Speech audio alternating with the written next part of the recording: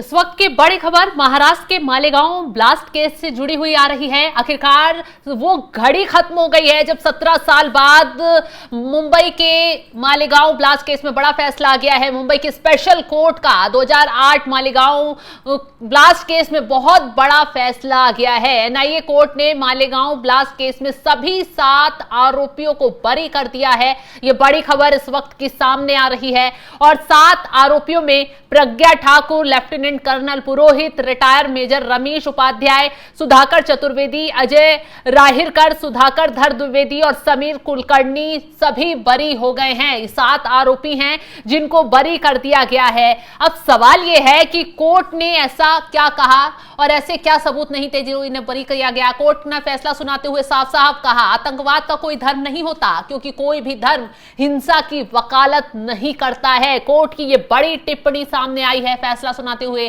फैसले में कहा गया है, मृतकों के परिजनों को 2 लाख और घायलों को 50,000 का मुआवजा दिया जाएगा।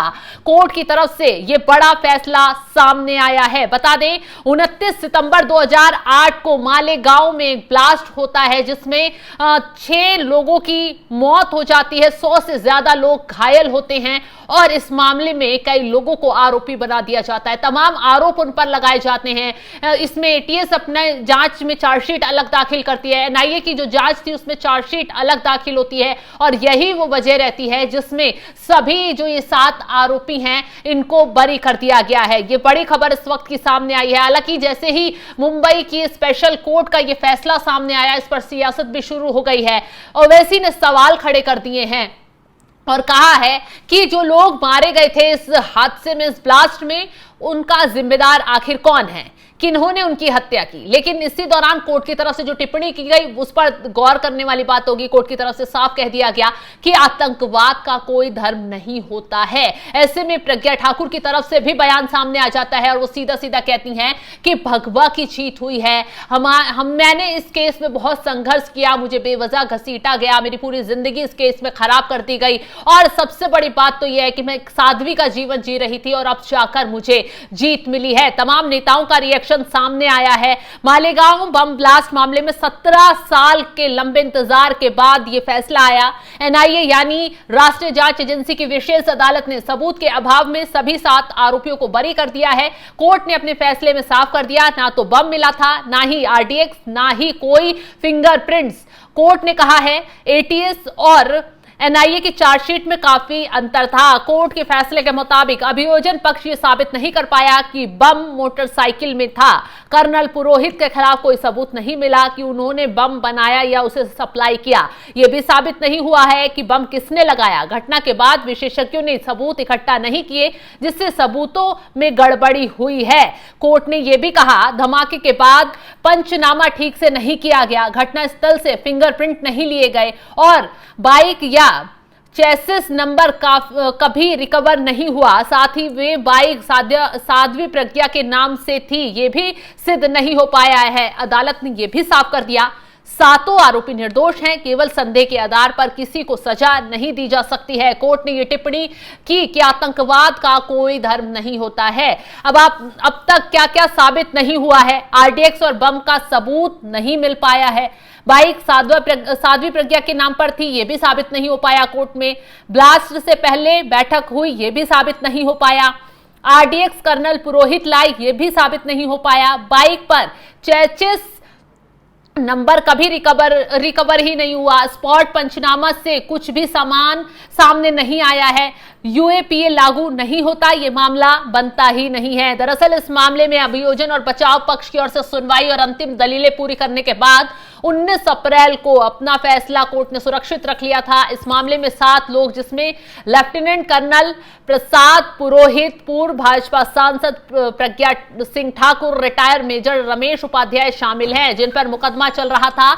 इन सभी लोगों पर गैर कानूनी गतिविधि, यूएपीए और आईपीसी की अलग अलग धाराओं में आरोप लगाए गए थे। सभी आरोपी वर्तमान में जमानत पर बाहर रिहा हैं, लेकिन अब सभी को एनआईए की स्पेशल कोर्ट ने उन्हें बरी कर दिया है। और पूरा मामला मालेगांव केस का कब हुआ था, कैसे हुआ था, चलिए विस्तार से ये भी बता देते हैं। 29 सितंबर 8 को महाराष्ट्र के मालेगांव में रमजान के पवित्र महीने में और नवरात्रि से ठीक पहले एक विस्फोट हुआ।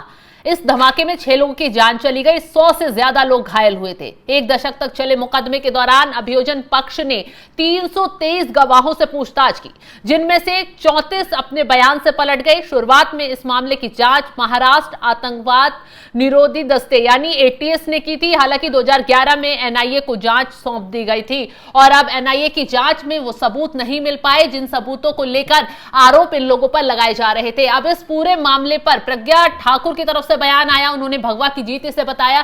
देखो, सच्चाई की जीत हो रही है। 17 साल से केस शुरू था, केस चालू था, तभी भी बहुत से आर्मी ऑफिसर ने बोला था कि ATS के दबाव के कारण हम लोगों ने बयान दिया था, लेकिन आज दूध का दूध और पानी का पानी हो गया। कांग्रेस गवर्नमेंट हिंदू दहशतवाद ये नाम लेके लोगों में गलतफहमी घुमाने के लिए इसी तरह का कार्रवाई उन्होंने की थी। आज ये कार्रवाई सबसे झूठ थी, ये सबके सामने आ रही है। बहुत दिनों से चल रहा था सर, आप जैसे कह रहे हैं कि हिंदू दहशतवाद, हिंदू आतंकवाद, इस तरीके के नाम दिए जा रहे थे, इससे एक बड़ा मैसेज आप मान रहे हैं जाएगा? ये देखो कि कांग्रेस गवर्नमेंट की कूटनीति जो थी वो आज तो शिवसेना नेता ने इस फैसले को सही करार दिया है। वहीं कमलनाथ क्या कुछ कह रहे हैं इस मामले को लेकर, वो भी सुनवाते हैं, क्योंकि सियासत इस मामले पर लगातार शुरू हो गई है। इससे प्रभावित है, वो जरूर अपील करेंगे। बीजेपी कह रही है कि हिंदू आतंकवाद का जो कांग्रेस ने बनाया था वो सब शिकूफा फेल हो गया। हिंदू आतंकवाद, देखो, ये बीजेपी कुछ भी कहे, अंत में कोर्ट का फैसला है और ये अपीलेबल है, इसका अपील जरूर करेंगे। खैर, कांग्रेस इस फैसले पर सवाल उठा रही है। ओवैसी ने भी कोर्ट के इस फैसले पर सवाल उठा दिए हैं और बोला है कि जो लोग इस ब्लास्ट में मारे गए थे तो उनका दोषी कौन है, उन्हें किसने मारा, ब्लास्ट किसने किया, ये क्यों नहीं पता लग पाया। तो अब तमाम तरीके से सवाल उठाए जा रहे हैं। खैर, और सत्ता पक्ष इस फैसले का स्वागत कर रहा है, लेकिन आप इस खबर को लेकर क्या राय रखते हैं, कॉमेंट बॉक्स में अपनी राय जरूर बताइएगा। और चलिए जाते जाते इस फैसले पर वकील का क्या कुछ बयान सामने आया है वो भी आपको सुनवा देते हैं। आज 2009 में मालेगांव में हुए बॉम्ब ब्लास्ट पे जो केस हुए थे, जिन्हें एक्यूज बनाया गया था, उसमें आज निर्दोष मुक्तता कर दी गई है आरोपी की। सर, आप किसके वकील थे? मैं आरोपी नंबर 11 का वकील था, जिसका नाम है Sudhakar Chaturvedi. Sir, mobile spot पे मिले थे, RDX स्पॉट में मिले थे, गाड़ी वहाँ पे थी, क्या कोर्ट ने इस बारे में क्या कोर्ट ने सीधा कहा है कि जो मोबाइल या गाड़ी है जिनकी मालिकाना जिसकी मालिक है, ऐसा कोई भी प्रूफ प्रोसिक्यूशन ने नहीं लगा पाया कि किन से रिलेटेड था बोल के। सर, NIA इसमें फेल हुआ है। यस, NIA फेल हुआ है बोलने से ज्यादा ATS ने इसका इन्वेस्टिगेशन किया था। NIA ने तो बाद में इन्वेस्टिगेशन हाथ में लिया था। UAPA का एक्ट बताया गया कोर्ट की तरफ से कि सैंक्शंस पूरी तरह से बराबर नहीं, लीगल नहीं है। फोन टैपिंग के बारे में ऐसा कहा गया है कि उसके लिए सैंक्शंस लगते हैं, जो सरकार के सैंक्शंस लेने चाहिए थे, फोन बिना सैंक्शंस के फोन टैप किए गए थे, तो जो कि लीगली वैलिड नहीं है। सर, अभी इसमें डिटेल्स जानकारी चाहिए। ये जो आरोप लगे थे, दहशतवाद का आरोप लगा था NCP और कांग्रेस की सरकार, उस बारे में NCP कांग्रेस की सरकार थी, उन्हें सिर्फ अपना पॉलिटिकल गेन करना था, उस हिसाब से इन्होंने आरोप लगाया था। बट आगे पुरावा सब 17 साल हो चुके हैं, कोर्ट में सभी पुरावे आ चुके हैं, 325 के करीब विटनेस हो चुके हैं, और सब होने के बाद अब क्लियर हो चुका है कि इनके आगे में कोई विटनेस नहीं है, एविडेंस नहीं है, अदर देन ये पॉलिटिकल दूसरा कोई चीज नहीं है। 17 साल लगे। जितना तो हम जब थे तो तब तो जूनियर बोल के आए थे, आज हो गए 15-17 साल, हमको भी हो गए। अच्छा लगता है, बड़ी लंबी लड़ाई चली, जीत हुई, अच्छा लगता है। धन्यवाद सबका।